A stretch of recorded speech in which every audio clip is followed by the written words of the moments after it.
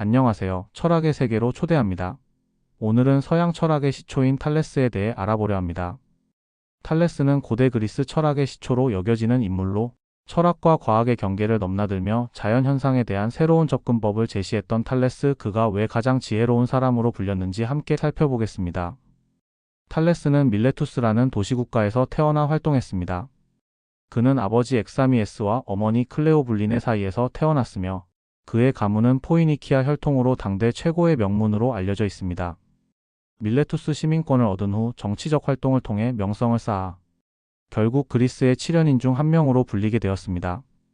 탈레스는 정치적 판단력으로도 유명합니다. 리디아의 크로이소스 왕이 페르시아와의 전쟁에서 지원군을 요청했을 때 그는 이를 거부하라고 설득했습니다. 결국 밀레투스는 페르시아의 보복을 피하며 안전을 보장받았고 탈레스는 나라를 구한 인물로 평가받았습니다. 경제적인 면에서도 그는 지혜를 발휘했습니다. 올리브가 풍작이 될 것을 예측하고 올리브 기름을 짜는 기계를 헐값에 빌려두었다가 풍년이 들자 이를 비싼 값에 재임대해 큰 재산을 얻었습니다. 이 일화는 철학이 실용적이지 않다는 비판에 대응하기 위해 철학자의 능력을 증명하려 했던 사례로 알려져 있습니다. 그는 학문적으로도 뛰어난 성과를 보였습니다. 젊은 시절 이집트를 방문해 신관들과 교류하며 지식을 쌓았고 피라미드의 높이를 그림자의 길이를 이용해 측정했다고 전해집니다. 이는 그의 실용적이고 논리적인 사고를 잘 보여주는 사례입니다. 특별히 스승을 두지 않았음에도 그는 독창적인 사고와 관찰을 통해 자연에 대한 깊은 이해를 이끌어냈습니다. 당대 사람들은 그의 지혜를 높이 평가했습니다. 한 번은 어부들이 발견한 세발솥을 두고 다툼이 벌어지자 델포이 신탁은 가장 지혜로운 사람에게 이를 주라고 명령했고 사람들은 만장일치로 탈레스를 선택했습니다. 이는 그의 명성과 존경을 잘 보여주는 일화입니다. 탈레스의 탐구심은 때로는 익살스러운 일화로 전해지기도 합니다. 별을 관찰하다가 도랑에 빠졌다는 이야기에서 그는 하늘을 보며 우주의 이치를 탐구했으나 땅의 현실에는 소홀했던 모습으로 풍자되기도 했습니다. 이는 그의 학문적 열정을 나타내는 동시에 철학적 실용성에 대한 질문을 제기한 사례로 해석됩니다. 78세의 나이에 그는 운동 경기를 관람하다가 더위와 탈진으로 인해 세상을 떠났습니다. 그의 묘비에는 비록 여기 이 무덤은 작으나 그 명성은 하늘에 닿았으니 보라, 가장 지혜로운 자인 탈레스의 무덤을이라는 글귀가 새겨졌습니다. 이 문구는 그의 지혜와 업적이 후세에 얼마나 큰 영향을 끼쳤는지를 잘 보여줍니다. 탈레스는 정치, 경제, 학문, 철학 등 다양한 분야에서 업적을 남기며 고대 그리스와 서양 철학의 초석을 다진 인물로 기억되고 있습니다. 탈레스는 서양 철학사에서 철학의 아버지로 불리며 고대 그리스 철학의 시작을 알린 인물로 평가받습니다. 그는 자연 현상을 신화적 설명에서 벗어나 이성적이고 논리적인 방법으로 이해하려는 첫 번째 철학자로 이후 철학과 과학의 발전에 키트를 제공했습니다. 자연 철학의 시초. 탈레스는 서양 철학사에서 모든 것의 근원 즉 아르케를 처음으로 물이라고 주장하며 자연 철학의 시초를 열었습니다. 그는 자연 현상을 신화적이고 초자연적인 설명에서 벗어나 이성적이고 논리적인 방식으로 이해하려 했습니다. 그의 주장은 철학적 사유와 관찰을 결합하여 자연과 세계의 본질을 설명하려는 첫 시도였습니다. 탈레스가 물을 우주의 근원으로 본 이유는 자연 관찰에서 비롯되었습니다. 그는 물이 모든 생명의 필수 요소라는 점에 주목했습니다. 모든 생명체가 물 없이 생존할 수 없다는 사실과 물이 식물과 동물의 생장과 유지에 필수적이라는 점이 그의 주장에 근거를 제공했습니다. 더 나아가 물은 고체 얼음, 액체물, 기체 수증기로 상태가 변할 수 있는 독특한 성질을 가지고 있었습니다. 이러한 물의 변형 가능성은 자연의 순환과 변화, 생명과 비생명 사이의 연결성을 상징적으로 보여주기에 충분했습니다. 당시의 세계관은 자연현상을 신들의 의지나 초자연적인 힘으로 설명하곤 했습니다.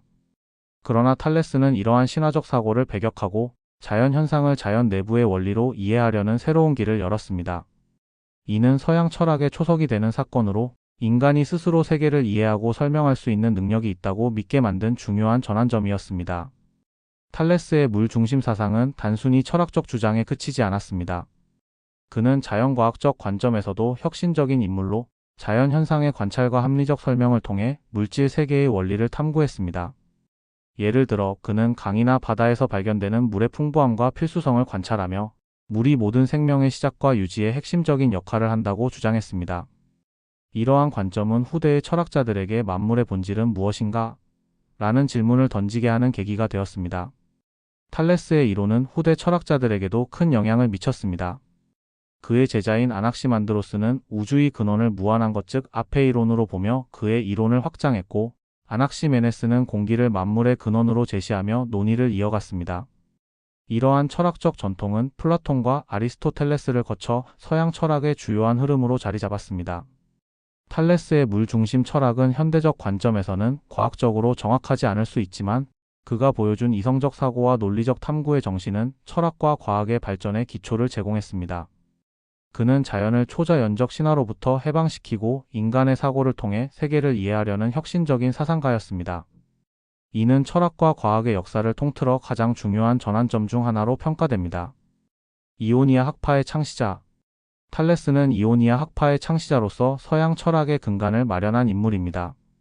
그는 자연 현상을 초자연적이고 신화적인 설명이 아닌 이성적이고 논리적인 접근으로 이해하려는 철학적 전환을 이끌었습니다. 이오니아 학파는 만물의 근원, 즉 아르케를 탐구하며 자연 철학을 체계적으로 발전시킨 초기 철학자들의 모임으로, 탈레스를 시작으로 아낙시만드로스와 아낙시메네스 같은 철학자들이 그의 사상을 계승하고 확장했습니다. 탈레스는 모든 것의 근원이 물이라고 주장하며 생명과 변화의 시작을 물에서 찾았습니다. 그의 후계자인 아낙시만드로스는 물과 같은 구체적인 물질 대신 아페이론, 즉 무한하고 무형의 근원을 제시하며 자연과 우주를 설명하려 했습니다. 아낙시메네스는 공기를 만물의 근원으로 보며 공기의 농축과 희박화 과정을 통해 물질과 변화의 원리를 설명했습니다. 이들은 각기 독창적인 우주론을 발전시키면서도 탈레스의 사상적 기초를 공유했습니다. 탈레스의 물중심 철학은 단순히 물질 세계의 본질을 논하는 데 그치지 않고 인간이 자연과 우주를 합리적으로 이해할 수 있다는 믿음을 확립했습니다. 이오니아 학파는 철학사에서 우주의 본질은 무엇인가? 라는 근본적인 질문을 정립한 중요한 전환점으로 평가됩니다. 이들의 탐구는 이후 플라톤과 아리스토텔레스를 비롯한 고대 철학자들에게 영향을 미쳤으며 서양 철학과 과학적 사고의 초석이 되었습니다. 탈레스의 업적과 이오니아 학파의 철학은 자연을 합리적이고 체계적으로 이해하려는 인간의 지적 전통의 출발점으로 철학과 과학의 발전에 있어 귀중한 유산을 남겼습니다. 철학과 과학의 연결. 탈레스는 철학적 사유를 통해 과학적 사고의 기초를 마련한 선구적인 인물로 평가받습니다. 그는 자연 현상을 초자연적 설명이 아닌 합리적이고 체계적인 방식으로 이해하려 했으며 천문학, 기하학, 기상학 등 다양한 분야에서 활동하며 관찰과 예측이라는 과학적 방법론을 실천했습니다. 이러한 업적은 철학과 과학이 서로 밀접하게 연결될 수 있음을 보여줍니다. 탈레스의 가장 유명한 업적 중 하나는 기원전 585년에 일어난 일식을 성공적으로 예측한 일입니다. 당시 사람들은 일식을 신의 분노나 불길한 징조로 여겼으나 탈레스는 이를 자연적 현상으로 이해하고 정밀한 관찰과 계산을 통해 예측했습니다. 이 과정에서 메소포타미아의 천문학적 데이터를 참고했을 가능성이 크며, 이는 탈레스가 이집트를 비롯한 다른 지역의 학문적 지식을 체계적으로 활용했음을 시사합니다. 그의 일식 예측은 자연현상이 이해 가능하고 예측 가능한 것임을 보여준 사례로 철학적 사유와 과학적 관찰을 결합한 뛰어난 업적입니다. 또한 그는 피라미드의 높이를 측정한 것으로도 잘 알려져 있습니다. 탈레스는 피라미드의 그림자와 자신의 그림자가 이루는 비율을 비교하여 피라미드의 높이를 계산했습니다. 이는 간단한 기하학적 원리를 실제 문제에 응용한 사례로 기하학이 추상적 이론을 넘어 실질적 문제 해결 도구로 활용될 수 있음을 보여줍니다. 이러한 일환은 기하학적 사고가 실질적인 문제 해결에 기여할 수 있음을 명확히 보여줍니다. 탈레스는 또한 기상학적 관찰과 경제적 통찰력으로도 유명합니다. 그는 올리브 풍작을 예측한 후 올리브 기름 짜는 기계들을 헐값에 빌려두었다가 풍작이 들자 이를 재임대하여 막대한 이익을 얻었습니다. 아리스토텔레스는 이 일화를 소개하며 탈레스가 철학이 실용적 가치가 없다는 비판에 대응하기 위해 의도적으로 이러한 행위를 했다고 평가했습니다. 이 일화는 탈레스가 철학적 탐구를 실생활에 적용하여 실질적인 성과를 낼 수 있음을 보여줍니다.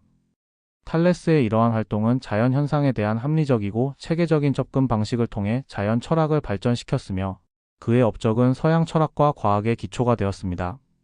그는 철학적 사유를 통해 과학적 탐구의 방향성을 제시하며 자연을 이해하고 활용하려는 인간의 노력이 철학과 과학의 조화 속에서 발전할 수 있음을 명확히 증명했습니다. 신화적 사고에서 이성적 사고로의 전환. 탈레스의 사유는 철학이 신화적 사고에서 이성적 사고로 전환하는 데 중요한 전환점을 마련했습니다. 고대 그리스 사회에서 자연 현상은 신들의 의지나 초자연적 존재에 의해 발생한다고 여겨졌습니다. 폭풍, 가뭄, 지진과 같은 사건은 신화적 서사 속에서 설명되었고, 인간은 이를 두려워하거나 신에게 의지하며 살아갔습니다. 그러나 탈레스는 이러한 관점을 거부하고 자연 현상을 합리적이고 체계적인 방식으로 이해하려는 시도를 통해 철학적 사고의 기반을 세웠습니다. 탈레스는 자연 현상의 원인을 초자연적 힘이 아닌 자연 그 자체에서 찾고자 했습니다. 그의 대표적인 주장 중 하나는 물이 만물의 근원이라는 이론입니다. 탈레스는 물이 모든 생명의 필수 요소이고 액체, 고체, 기체로 변화할 수 있는 성질을 통해 만물이 물에서 비롯되었다고 보았습니다. 이는 자연 현상을 설명하는 데 있어 신화적 이야기가 아닌 관찰과 논리를 사용한 최초의 시도 중 하나로 평가됩니다. 탈레스의 이러한 접근은 철학이 독립적인 학문으로 자리 잡는 데 중요한 역할을 했습니다. 그는 자연을 이해하기 위해 초월적인 존재나 신들의 개입 없이 이성과 논리를 바탕으로 질문하고 답하려 했습니다. 이는 이후 이오니아 학파를 비롯한 많은 철학자들에게 큰 영향을 주어 우주의 본질과 원리를 탐구하는 철학적 전통을 만들어냈습니다. 예를 들어 이전의 신화적 사고에서는 지진이 바다를 들고 있는 거대한 신이 움직였기 때문이라고 설명되었지만 탈레스는 자연 자체의 움직임과 현상에서 그 원인을 찾으려 했습니다. 그의 사유는 왜? 라는 질문을 신화적 해석이 아닌 관찰과 이성을 통해 해결하려는 철학적 접근의 출발점이 되었습니다. 탈레스의 이성적 사고는 이후 철학과 과학의 발전에도 큰 영향을 미쳤습니다. 그의 생각은 신화적 세계관에서 벗어나 자연과 인간의 삶을 이해하려는 새로운 사고 방식을 열었으며, 이는 서양 문명의 지적 전통에서 중요한 기초로 작용했습니다. 탈레스의 업적은 단순히 한 개인의 사유를 넘어 인간이 자연을 이해하고 통제하려는 노력이 신화에서 이성으로 전환하는 상징적 사건으로 남아 있습니다. 소크라테스 이전 철학의 시발점. 탈레스는 소크라테스 이전 철학 또는 자연 철학의 시발점으로 널리 평가됩니다. 그가 제시한 철학적 질문과 접근 방식은 고대 그리스 철학의 기초를 확립하며 이후 자연 철학자들에게 지대한 영향을 미쳤습니다. 특히 그는 우주란 무엇인가? 또는 세계는 무엇으로 이루어져 있는가? 와 같은 본질적인 질문을 제기함으로써 철학의 새로운 방향성을 제시했습니다. 탈레스의 핵심적인 질문은 자연과 우주의 본질에 대한 탐구였습니다. 그의 가장 유명한 주장인 물은 모든 것의 근원이다라는 이론은 단순히 물이라는 원소를 말하는 것이 아니라 만물의 본질과 기원을 설명하려는 시도였습니다. 이는 신화적이고 종교적인 관점에서 벗어나 자연 현상을 합리적으로 설명하고자 하는 첫걸음이었습니다. 모든 것은 무엇으로 이루어져 있는가? 라는 질문은 이후 자연 철학자들에게 지속적인 탐구의 중심이 되었고, 이는 철학적 사고의 출발점을 마련한 것입니다. 탈레스의 철학적 시도는 이후 피타고라스, 헤라클레이토스, 데모크리토스 등과 같은 철학자들에게 큰 영향을 미쳤습니다. 피타고라스는 숫자와 수학적 원리를 통해 우주의 본질을 설명하려 했고, 헤라클레이토스는 끊임없는 변화와 변화를 통해 세계의 본질을 탐구했으며, 데모크리토스는 원자론을 통해 물질의 근본적인 구성을 설명하려 했습니다. 이들 모두 탈레스의 자연에 대한 탐구와 우주란 무엇인가? 라는 질문에서 영향을 받았습니다. 특히 우주란 무엇인가? 라는 질문은 탈레스의 철학적 유산에서 중요한 부분을 차지합니다. 탈레스는 자연 현상에 대한 신화적 해석을 넘어 물리적이고 합리적인 원리로 우주를 설명하려 했습니다. 그의 물 중심의 세계관은 모든 것은 물로부터 왔다는 생각에서 출발했으며, 이는 후에 여러 철학자들이 탐구한 물질의 본질에 대한 논의의 기초가 되었습니다. 탈레스의 철학적 사고는 철학과 과학을 하나로 묶는 시도로 이후 그리스 철학의 발전에 중요한 전환점을 마련했습니다. 그의 자연 철학은 인간이 자연을 이해하려는 노력의 시작을 의미하며, 이후 철학자들은 더욱 깊이 있는 질문을 던지고 탐구의 폭을 확장해 나갔습니다. 탈레스는 이처럼 철학의 기초를 마련하고 소크라테스와 그 이후의 철학적 전통이 펼쳐지는 토대를 다졌습니다. 탈레스에 얽힌 일화들. 탈레스에 얽힌 몇 가지 재미있는 일화들이 전해지고 있습니다. 이 일화들은 그의 철학적 사고 방식뿐만 아니라 인간적인 면모도 드러내주는데 아래와 같이 소개할 수 있습니다. 탈레스는 가장 지혜로운 사람으로 알려져 있었고, 그의 지혜를 인정받아 많은 이들이 그를 존경했습니다. 어느 날 밀레투스의 어부가 바다에서 세발솥을 끌어올리자 사람들이 그 솥의 주인을 두고 다툼을 벌였습니다. 이때 사람들이 델포이 신전에 가서 신탁을 구했는데, 신탁은 가장 지혜로운 자에게 이 세발솥을 주어라는 것이었습니다. 그래서 사람들이 탈레스에게 세발솥을 주었고 이 일화는 그가 얼마나 지혜로운 자로 인식되었는지를 보여줍니다. 또한 철학자들이 실용적인 문제에까지 영향을 미칠 수 있음을 드러낸 사건이기도 합니다. 또 다른 일화는 탈레스가 별을 관찰하던 중 발생한 사건입니다. 그는 하늘에 대한 깊은 관심을 가지고 있었고 어느 날 별을 보려고 하던 중 길을 걷다가 도랑에 빠지고 말았습니다. 이때 그의 시중을 들던 노파가 당신은 하늘에만 신경 쓰면서 발밑에 있는 도랑도 보지 못하는구나 라고 말했습니다. 이 일화는 탈레스가 자연과 우주에 몰두한 나머지 현실적인 것들을 간과한 모습을 보여주며 철학자들이 철학적 사고에 집중할 때 일어날 수 있는 인간적인 실수를 상기시켜줍니다. 탈레스는 또한 경제적 통찰력으로도 유명합니다. 그는 올리브 나무의 수확이 풍작이 될 것이라고 예측하고 이에 대비해 올리브 기름을 짜는 기계들의 대여권을 미리 사들였습니다. 이후 그 예측이 맞아떨어져 풍년이 들자 그는 그 기계들을 비싼 값에 다시 빌려주어 큰 재산을 모았습니다. 이 일화는 그의 지혜가 철학적인 영역에만 국한되지 않고 경제적인 문제에서도 예리한 통찰력을 발휘했다는 점을 보여줍니다. 마지막으로 리디아의 왕 크로이소스와의 일화가 있습니다. 크로이소스는 탈레스의 명성을 듣고 그를 찾아와 여러 질문을 했습니다. 그중 내가 가장 부유한 사람인가? 라는 질문에 탈레스는 나는 가장 부유한 사람은 아니지만 적어도 내가 가질 수 있는 모든 부를 가지고 있다는 말을 남겼다고 전해집니다. 이 말은 탈레스가 물질적인 부보다는 지혜와 사고를 더 중요하게 여겼다는 것을 보여주며 철학적인 사고와 지혜가 중요한 의사결정에 영향을 미칠 수 있다는 점을 강조한 것입니다. 이러한 일화들은 탈레스가 단지 철학자일 뿐만 아니라 실용적인 문제에 대해서도 뛰어난 통찰력을 지닌 인물이었다는 것을 보여줍니다. 서양 철학에 미친 영향.